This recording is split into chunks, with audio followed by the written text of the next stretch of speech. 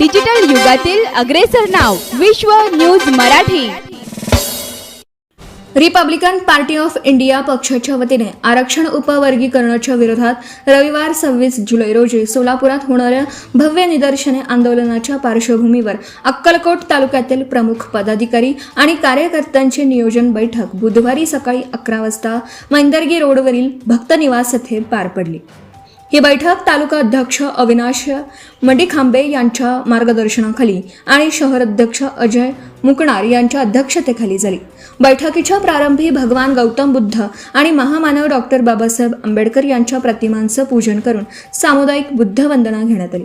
त्यानंतर आरक्षण उपवर्गीकरणाच्या विरोधात आयोजित निदर्शनामागील सामाजिक आणि संविधानिक भूमिका स्पष्ट करत सर्व कार्यकर्त्यांनी एकजुटीने सहभागी व्हावं असं आवाहन करण्यात आलं।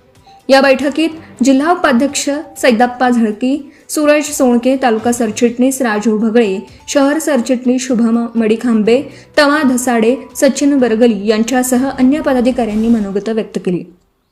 आगामी आंदोलन यशस्वी करण्यासाठी संघटनात्मक नियोजन, जनजागृती आणि कार्यकर्त्यांच्या व्यापक सहभागावर सविस्तर चर्चा करण्यात आली। या बैठकीस अंबादास गायकवाड, रमेश बनसोडे, चंद्रकांत गायकवाड, अप्पा भालेराव, राजू बोरगाव, नितेश मडीखांबे, विलास गायकवाड, रमेश धोडमणी, राजू वाघमारे यांच्यासह मोठ्या संख्येने पदाधिकारी आणि कार्यकर्ते उपस्थित होते। बैठकीचं सूत्रसंचालन विजय पोतेनवरू यांनी केलं।